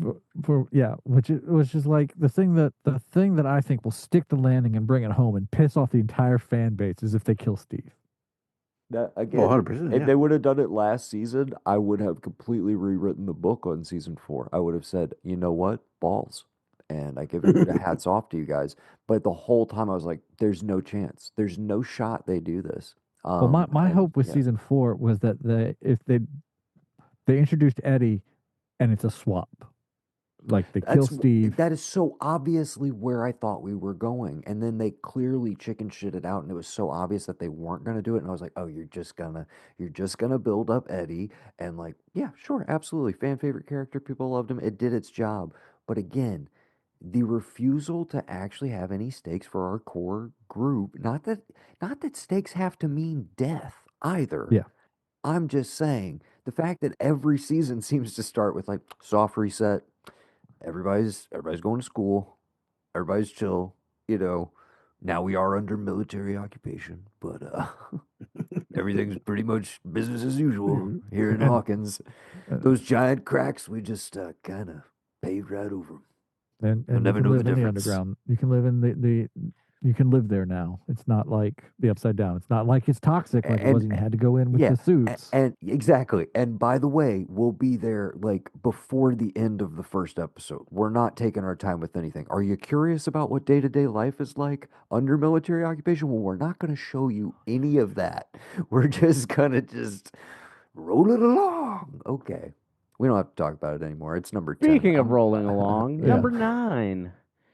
Uh, Review consensus was remained a critical darling for its frantic energy and deep character work, though some noted that the show is leaning more into drama than comedy, which I feel like it always has. We're following Carmi and the rest of the crew in season 4 of The Bear, in our number 9 spot, which I had it rated highly on my end. I very much enjoyed this season. Still pulled on my heartstrings the way that I wanted it to. I'm very much still enjoying watching The Bear. I know that many fell off on it, I think, this season, but I was not one of those people, and I had it relatively high on my list. So it was, yeah, like it was my number 2 of the year, which definitely helped boost it. But also, Noah, you had it on your list, and Evan had it high on his list as well. So Gotcha. I wouldn't say I was down on this season in any particular way. I just think, um, I don't think we've really uh surpassed the heights of season two. And honestly, the announcement that like it is continuing now beyond season four, um, is just kind of like I'm a little bit like I don't know what story we have left to tell here. like, let's wrap it here soon. You know what I And mean? I kind of, more and more, it was like, I remember, I mean, you can go back and listen to our year end list, but like first season, I was like, this thing was kind of just perfect, but also I do feel like there's tons of room for more stories to tell, and I'd be down for it. And season two, like, so far outpaced my expectations and so elevated everything I did like about the first season, that I was kind of like, maybe this should be it. And then I think I was a little more defensive of season three than a lot of people because I was like, hey, just because, you know, a few elements of this aren't like firing on all cylinders, I'm like, in my opinion, I'm like a mediocre or like lesser than episode of The Bear is still better than like, like 90% of most television most of the time. Pretty good hit rate with the show overall.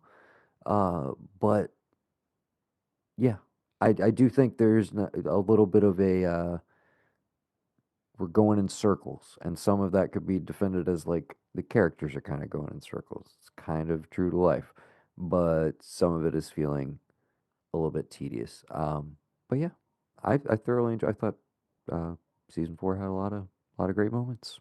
Really enjoyed it. There you go. For the sake of time, we'll move on. Number 8, a satirical look at the chaos of a legacy movie company trying to survive in the age of streaming on Apple TV. The Studio with our boy Seth Rogen. Second funniest show of the year. There you go. Noah had it on his list. Gavin on his. Evan on his. That's what we call a threefer. Yeah, just a great time. Gav, you got any thoughts on the studio? We talked about it a little bit earlier this year. I just want to thank Sal Saperstein. Okay, yeah, and we can roll it right along. We just want to make There sure you you go. got credit. Perfect. Number 7, the additional Disney Plus show that made its mark this year, bringing back the beloved Matt Murdock. It's Daredevil Born Again, which I think definitely enjoyed. It definitely got higher on my list based off of the fact that I hadn't seen as many shows this year. But I still liked it. I still enjoyed it. And Patrick and Gavin both had it on their list as well. It was Daredevil. It was Matt Murdock. It was a great Frank Castle return. Uh, I love their dynamic, and it was great. It was fun. It was Marvel. It was Daredevil. It was everything that I want in a street level action comic book show. Here's what I'll say. I think the Netflix show, especially seasons 2 and 3, are an absolute slog. I had so much trouble getting through them. I know they're beloved. I know I may be on the outskirts on this one. I enjoyed this more than I enjoyed those seasons for sure. I Yeah, have I nothing to think dispute that. yeah, I think with the way that they start this season to kind of cap you with what you had from Netflix of like it's Bullseye and this and this and that. It's like okay, you know, if you didn't watch them, you're good. But if you watched them, you can feel either way about it. But it's like Patrick said, I mean, you introduce so many characters, some of which are done within an episode, and you're like, oh shit. But it's Daredevil. It's like I would love to have that back. I'd love to have another Luke Cage if we could. And I'd like Jessica Jones too. If they own all the stuff from Netflix, just put it out on Disney. The people who liked on Netflix will follow it at least. And again, as long as it's good, Yeah. we'll be there. You know. So yeah. All right. There we go. Moving on and welcoming Brendan to the pod. Oh wow. Sneaking Oh, in at the very end. hey. Here just in time for the top 7? Top 6. Top 6, excuse me. That Top was number 6. 7. 7 was Daredevil Born Again. Number 6. I don't know how. I don't know how to segue this one. I don't know. Do you like malls? Then you got to watch The Yeah. Chair Company on HBO. Hell yeah. Love Yes. malls. Just in time for the chair Tim company, Robinson. Brendan. The one show I have told Love, you do love not it. watch. Do not watch this Love, show. love malls. Not so much old Timmy. I will say that.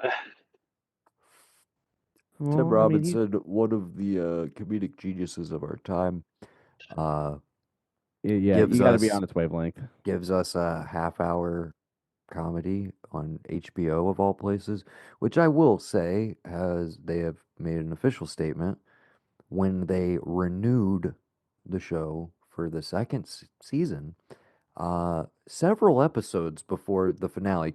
Usually, tradition is the week before the finale, when the penultimate airs. The next night, Monday morning, the You news is get like, the "Hey, renewed for a second season," and everybody liked it. They were so bullish on this, they announced it well in advance because this is the most successful original half-hour comedy in the history of HBO from a love rating it. standpoint Interesting. and a consistent, which I was just absolutely blown away to see. Like an original first season of a comedy. That means this is outdoing Eastbound, basically every McBride project, all of those. So obviously they could not be happier because Gemstones just ended and they just got their biggest comedy hit in their Huge. history out of nowhere. So maybe on that level, Brendan, like you should just like maybe just try and fucking get on board. Yay, Yeah, guy. I would say for the general public out there that may or may not be listening to our podcast, hopefully you are. My boy Noah, Alex, and Gavin and Patrick are on a mean show. I will tell you this: not a big Tim guy over here, but uh, I went to Noah a week or two ago. I was like, "Hey man, I keep seeing, reading, and hearing that this is something I need to check out." And he was like, "Look, man, like you just don't like him. Like don't set yourself up for failure. You just don't like him. So this just isn't gonna go well." Uh, but to that point, like I think I have to at least check it out, right? I mean, I don't know. That's the thing though, is I'm like, I don't know on what planet you not liking him and then watching The Chair Company, It's which is gonna like fix the that. most insane shit of the year, like bar Yeah, none. We already talked about The Rehearsal earlier in this list. Again, an absolutely mind-bending show, also on HBO. But The Chair Company, like you won't, because Brendan, you'll want to logic it, and the show doesn't. it doesn't logic. It doesn't require logic. It's not pragmatic. You can't you can't put this like make it make sense. You just have to embrace the chaos, embrace the I can, insanity of I the can, chair company. I can, It's I brilliant. can tell It's you I so mean, this. good. I can tell you this. I can see Alex's face right now, and Alex is like, "I've seen Brendan's lists, and you want to tell me he's thinking logically?" I was not going to make that joke. I was going to say there's definitely logic in the show. You don't ever bring an outdoor wheelbarrow indoors. You don't Why do would it. you No. do that? Why Yeah. would you do that? Why would you do that? This is my indoor This is my wheelbarrow. indoor wheelbarrow. All right, we'll keep uh, on. We'll keep yeah, on we'll give keeping it a shot. on. We'll revisit. We'll Alex, don't revisit. put your sleeve in that soup. Don't put your sleeve in that soup. Brendan Oh my watching the God, chair your company. sleeve is gonna go in the soup. Brendan We watching the will chair revisit. company was not on my bingo card. I Nice. I was in a hotel for work the last 2 nights and no one's Stop around, it. and I still managed to punch my pillow and go, "This thing's made of goddamn concrete. I've got the hardest pillow in town." You you you saw me cheat, so now I gotta watch you I cheat. gotta watch you cheat. I gotta film it and send it to your wife. Um. All right, let's move on to number 5. We're in the top 5. We made it there. Initially, phenomenal reviews that have softened slightly mid-season, but still remained high. A sci-fi dark comedy starring Ray Seaborn as one of the few humans who cannot assimilate with a mysterious global hive mind. It's Pluribus. Love this. Love it. Hell Love it. yeah. Love it. Love it. It It's should be not even higher, but love it. over. It's not even over yet, and it totally deserves the slot. It could conceivably be higher. Uh, every week, what do we say to each other, Brendan? I think Oh, this is my favorite episode. this is my favorite This episode. is my Every week it just this is nope. my favorite episode. This is my favorite. I called Noah this past week. I was like, dude, I know we keep saying this, but I think this is my favorite episode. And I know this past week had to be Noah's favorite episode. If you're watching the show, It just again, there are those out there who are like finishing this first season begrudgingly. It has been very divisive. It has. It has. But a lot of people are watching it interesting. regardless. But and I think And I'm not one for a slow we're burn. already guaranteed a season 2. I mean, that's what I'm saying is the fact that Brendan has been into it is kind of a selling point in and of itself because normally I'm not a slow I burn figured guy. he would kind of nope out on it, yeah. But Yeah, this has just been every episode. This is kind of how I explained to Noah and everybody out there in TV that may be listening. This, and I mean this in a good way. This series is not one that I'm like, oh my gosh, I have to go binge this right now. The emotions, the watchability is stable, but stably getting better and better as the weeks go on. And I think in that it actually kind of it's very inviting, if that makes any sense. There's not many very highs, not many very lows. It's very even keel. It's very confident in what it is, and it kind of like sucks you in. It's great. There you go. All right, we'll move along. That's Pluribus on Apple TV in our number 5 spot from showrunner Vince Gilligan. All right, number 4. A real-time crime drama following a family navigating their teenage son being accused of murder. It's a gut-wrenching and technically impressive Oh yeah, achievement. It's Adolescence on Netflix. That's in the number 4 spot. I watched the first episode of this last night, actually, and I am excited. Well, excited is the wrong word. I am curious to continue on through the next 3 in this yeah. mini series. Excited might not be the right word, Uh, but Gavin had it very high. Noah had it very high. What are your thoughts, boys? I think I talked about it all when we did our when Noah and I reviewed it. It is my number one. It is one of those things that I know and I talked about everybody needs to see, especially who it was made for, why it was made. that core age group, specifically in that part of the world, but it can be extrapolated to everyone. I think that, and just reading a lot of stuff, I may be off here, I may not know what I'm talking about, but it's a thing that I worry about because, like, the reason I'm here today is because I ran the kid ragged.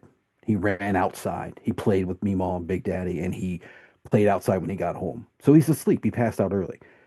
And he's going to be running around like a feral guy for the next couple years. And I'm going to have to tell him, hey, when you feel this way, you can do this, but don't do this.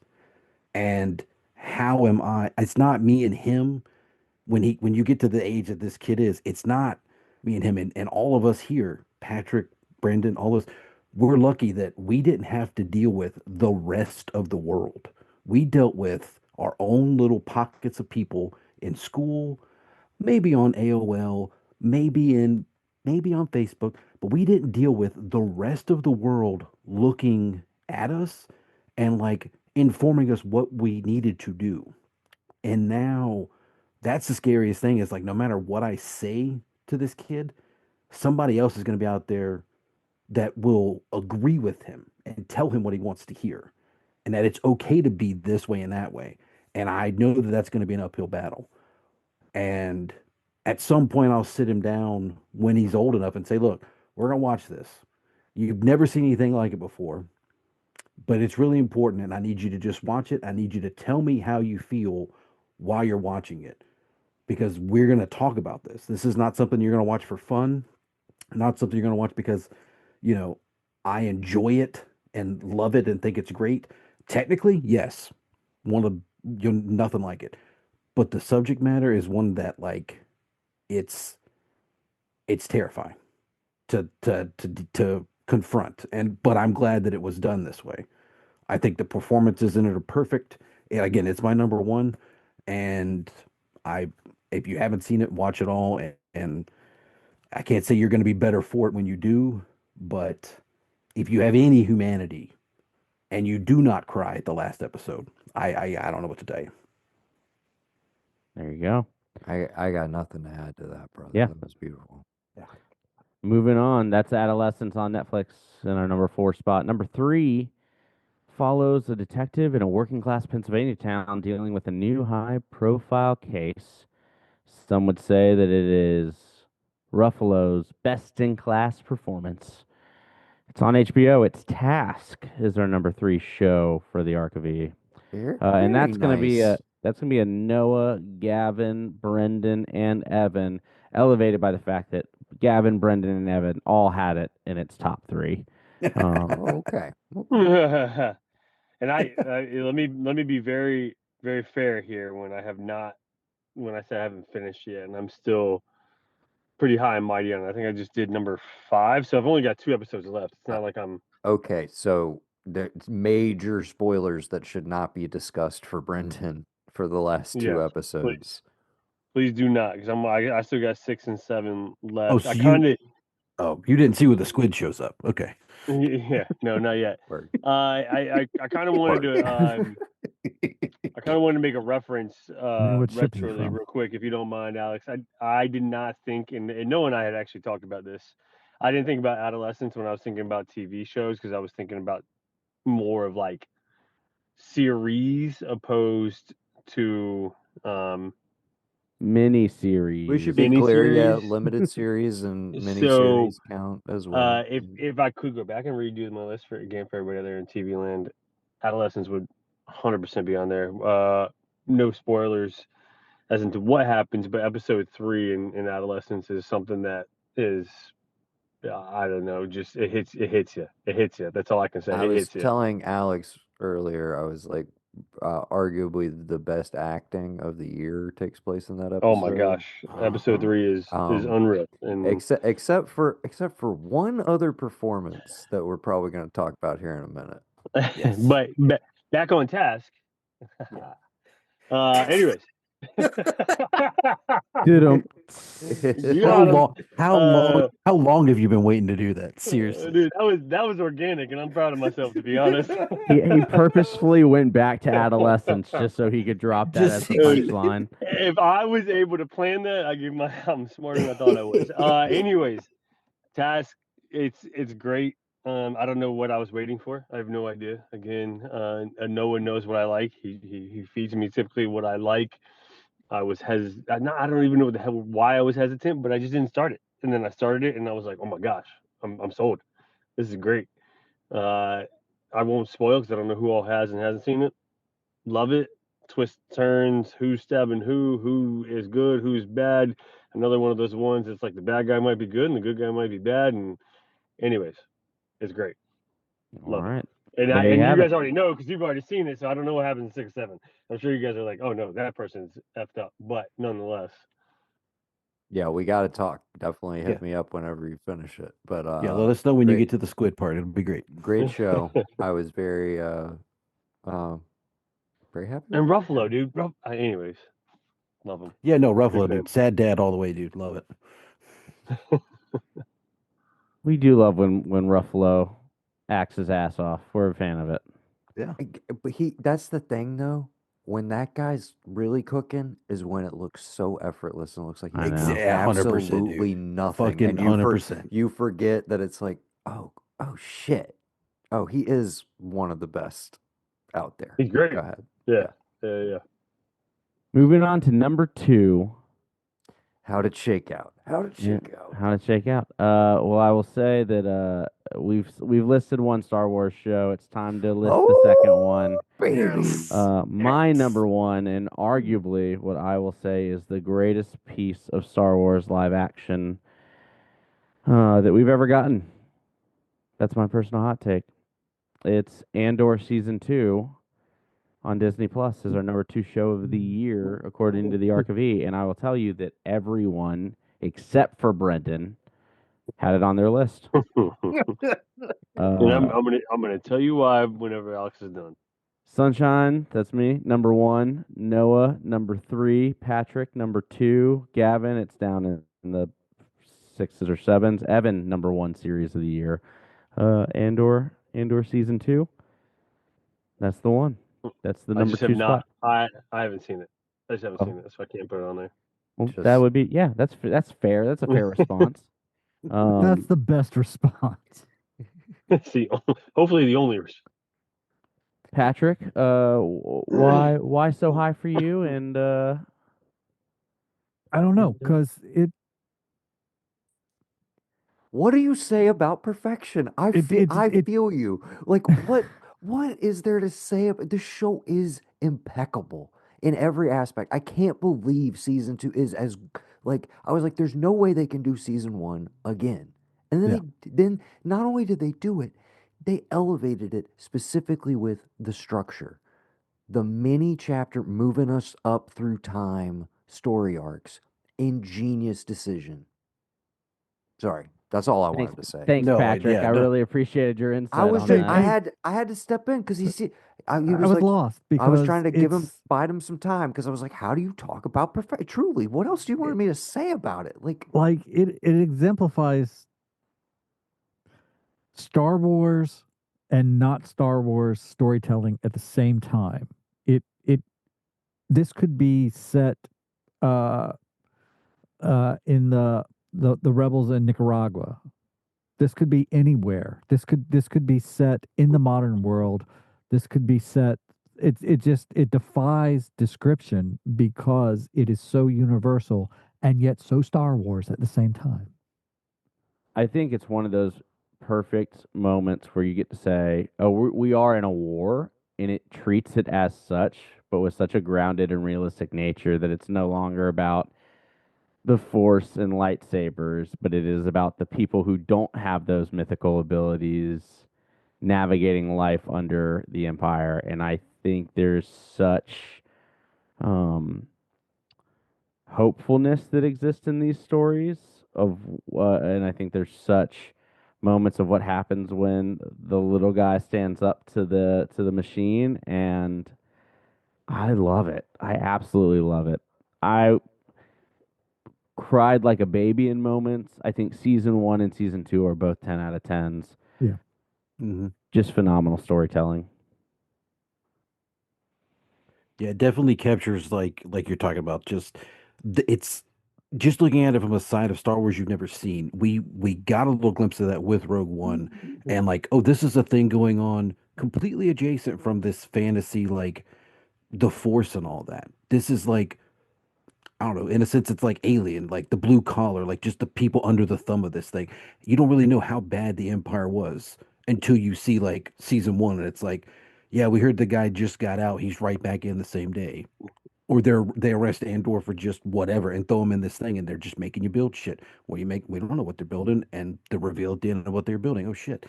And it perfectly plays on like, if you ever, not that you needed to know what like the nooks, like what it looked like as far as how the empire got to where it got and then got everybody under its boot, this perfectly tells you everything you need to know as to why everything was like, all the stuff you've seen, everything you love about Star Wars, the rebels, all that's like, it's a perfect note to like push that forward, you know, giving you that on the ground feel, that something that you may have never even knew you wanted, but it gives it to you perfectly, like Noah said, moving it from, okay, we're doing this, and then we jump a little bit, and we're doing this, and we jump a little bit, and it seamlessly transitions through that time to just, it's perfect. And alien wedding synth music. You can't go wrong. Yeah. Again, that sequence, like on paper, should not work in a Star Wars thing, and I was just like, inject this into my veins. This is so Mhm. good. Yeah. I'd be remiss if we also just don't talk about the stellar nature of the ensemble cast Oh yeah. for this entire thing. Yes, featuring The stellar, The the stellar stellar. skateboard himself. Just absolutely he's having a great year. What a year! What a year. What a year for my guy. Might be up for an Oscar here in a couple months. One of those Almost as guys. good as Thor 2, you know. Yeah, right up there with right up there with the with Dark with the World. with Um, oh okay. all right, we as always, honorable mentions, the things that got multiple votes that just didn't make the Yeah. list because they were all too low, and there's not that many. There was a lot of overlap that made the list this year, but a few that didn't. Always Sunny season 17 did not make the list, but was on of course, Noah and Gavin's list. Great Um, season. Really, Frank is really, it's cake. really a It's cake. nice dude. It's cake. Frank is cake shit. in Oh fact, God. all I three all can't talk three of about it. our honorable mentions were So just funny. Noah Gavin specials that no one else watched. Can you get Um, Chalk Tua in here? Can you get Chalk Tua to come in here? Can we talk to this Seriously, one? the best for anybody who has tapped out for a little bit, it's the best season start to finish of Sunny in like the Yes. last couple years. It really is, Hands guys. down, dude. Like It's perfect. 717, the magic is back. Well, Seriously. you have to go watch the finale of the last season though. Dennis Yeah, controlling. That's perfect. that And is, then go to the, yeah. that is the best episode, So singular episode they've done in maybe like 5, 6 years. Yeah. yeah. American Primeval is the next one that was an honorable mention, both on Noah and Gavin's list, and then the latest season of The White Lotus made it on both Noah and Gavin's list. And so those are our honorable mentions, all lower, and so did not make the threshold and could not outscore it. Welcome to Derry. But here we are, even with the bonus points. Number one, That's the power of one vote. Sorry. power of one vote. Well, and again, it's just one of those things when you get on two people's lists, you get bonuses. But I think, the way the scores are weighted, if it's 25 versus, your number one ranking, it's a pretty heavy point differential. And enough to carry, because I think you want to highlight everyone's list a little bit and bring, if something is number one on someone's list, it deserves to be on the list somewhere. Everybody had this on, all six of us. It's the only sixer. Little mixer sixer action coming from the ARK of E boys. Everyone had it on their list. It's the one, the only, the show that has been named off in the shadows. It's The Pit. Season one of The Pit is the number one show of the year according to the ARK of E. And I would say everybody but Evan had it in their top three, and Evan had it in his top five. Well, It was it was not even close. It was yeah, we kind of can. close. But Andor was up there, but not. It couldn't It do it. was it, It it couldn't was make gonna it. be it was gonna go one of two ways, and I would have been happy either. I have said this year my number one slot is literally like a 4 or 5 way tie. There are so many shows that I'm like, that's a 10.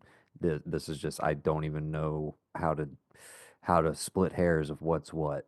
Um, but I could not be happier with the pit at number one because it's my number one. It's number one on my list. It's got to be the most captivating show I've seen in some time. I mean, I know that sounds dramatic, but you guys love Andor and some of the others you've watched, but like it was not a point of that felt like wasted time that you could feel like you could pull away from, that you weren't like entrenched in your seat. Like it was great. My It was absolutely great. my favorite thing about it is an interview that Noah Wiley did with Good Morning America after the after the Mass casualty. yes, the mass casualty. Like he said, and his mom started talking to him about her experience as an ER nurse, and he said, "Hey, mom, I was I was on medical drama for 15 years," and my mom said, "Yeah, but this is real." So like it Yeah. invoked that in a professional. I work for a school of nursing at Old Dominion University, and a lot of my nurses refuse to watch it because they think it won't catch the intricacies of what their job is. And those who have watched it said, no, no, this is very, very close. Yeah, I Uh, will. I'll piggyback on that because at the time that it was coming out, Noah and our other friend Nick were kind of hitting me up because at this time I was still working in the ICU, and our emergency department was across the hall. I mean, they were pretty much attached because we yeah, would get patients from the emergency department all the time. And like, hey man, like how accurate is this? Like, what do you see on a day to day? And I remember the first like couple weeks of the show, I was talking to Noah, and I was like, what's crazy, man? I feel like this is actually pretty tame for most of my weeks. And it was. And I'm not saying that it wasn't chaos or crazy, but I mean, you see some not great things. I mean, that's why you're there. By the end of it, I was like, dude, all of this is possible. It would be probably your worst day in the ER by the time you finish the show, obviously. But there wasn't much that was out of place. If I could sit there and nitpick a couple things, like sure, I could nitpick. But at that, man, it's the most realistic depiction of what I've seen and been through in a hospital on my day to day. It was great. It was great to the point where to the point where sometimes I was watching and I was like, oh, I'm having some anxiousness right now. yeah. fair. Uh, this is the performance I alluded to earlier. I think Noah Wiley is on another level in this show and gets to really Absolutely. like show everything he is capable of over the course of 15 hours. That is the other thing. I think they discovered the perfect length for a season of television, at least Sure. with this structure. But yeah, 15 episodes, which sounds like so strange, just what an odd number, but it ended up being perfectly paced throughout. And we had some weeks where it was like, oh, well, nothing happened with this thing, or this is like progressing slowly, or but the setups and payoffs across that season of different patients, different threads, just like again, I would love to see the God's eye view of like how they structured out that season, like how you map out something that intricate with that many characters and all the jargon and everything that goes into it. I think it's, an incredible achievement on pretty much every single level. But the thing I will take away from it more than anything is Noah Wiley, an actor I have admired for a very, very long time. We grew up on ER. Um, and I always felt like that guy never really got his due. He never really got his shot in movies. Like, he's a great actor. It's similar to the way I felt about Anthony Edwards, you know? Like, coming out of the show as well, where I was like, nobody gave that guy the opportunity, and we got a little bit of it with like Zodiac or something. I was just like, I know these guys have incredible performances in them, like outside of the show. Give them a chance. And, you know, he takes a long, circuitous route to come back to a medical drama, but I'm so glad that he did. Hmm. And I cannot wait for season two, which is like less than a month away. Is it There though? was a point. There was a point. I remember when I was reading something, and I called Noah afterwards, where it was like the very last episode. There's a scene, without spoiling too much for those who are going to watch it, with Noah Wiley on the roof, and they actually filmed that scene before they filmed the rest of the series. And to Noah's point of Noah Wiley, for that matter, and his acting ability, the fact that he was able to encompass that much emotion and that being the first filming of the show for what to come, I don't know, man. I think it speaks volume to some of the skill that you may underestimate in some of these actors. Well, yeah, just how they shot it too, and like where you are within the given day, like keeping Yeah, track of all of that, and not only like structurally with the story, but also just emotionally with whatever's going on with your character at that right. point in the day. You know, it's just yeah, all that stuff. Yeah. Wild. Uh, I'm good. That's all I had to say about the pit. Sorry. I Well, was just that's I just our want list, to boys. I just wanted to say that it's one of those where he didn't need to make the show. I think he said it, but ever since ER and still he was getting letters from people who were like, "You're right, you're why I went into medicine." And you know, John Wells was like, "Hey, there's a thing here." And the fact that they took their time to go talk to people in the profession and figure out what the problems were now post COVID. What are you running into? What's the problems here? Bureaucracy, you know, what's holding you back? I'm hoping that this shined a light on it for not just, hey, his great performance, but like at large with what's going on with healthcare workers in the country. Because I feel like there is a big, just kind of like, hey, do your job, don't get afraid of this thing, blah blah blah. Why aren't you doing this? And we just kind of left them by the wayside as people referred it to. So I hope that on top of just bringing a light to, hey, this is a great show, great performance, it brought a light to like what we did to what has kind of happened to healthcare. Because we all know it's terrible, but I think we kind of like throw that on the people who are trying to work in it, who decided that's what they want to do with their life. They want to give to others when there's other jobs you could go do, and you should always think a nurse. And if this is the way they chose to do it, good for them. And I can't wait for season two. There you go. All right, that's our list, boys. 25-1. The Pit seals the deal as the number one television show of 2025 from the ARK of E. I gotta I say, saw. pretty happy with the list I, overall. I think it's a fun list. I think you get some picks that allow people to highlight some things that they wanted to highlight. I think it's got a diversity in the style of shows that are on the list. Yeah, I think real it's a fun quick here list. at the end because Brendan didn't get to hear all of the previous. No, yeah. If you could run through them one more time, and then we will sign off. Basically, this will be our sign off goodbye. Is going to be Mr. Mayfield, our gracious host for this episode, reading the list. For the Arc of E podcast, I have been Noah Blanchard. I've been joined by my brother, Gavin. my cousin, Patrick J. and my friend. Brendan Riley. Why do you sound like Brendan you're leaving Riley, attorney at law. your Brendan Riley, Esquire? You sound like you're leaving your name for voicemail. You've reached Brendan Riley. You've Oh, reached you Brendan Riley. reached Brendan Riley. Signed off. Anyways, we've been all of these people, and now presenting the arc in its totality once again for the people that were not here. Again, Brendan Riley, the guy who wasn't here. the list, and then you'll hear some music. Thanks for listening, people, and thank you for hosting, Mayfield. I really appreciate it, bud. Anytime. Love to do it. Number 25, Welcome to Derry.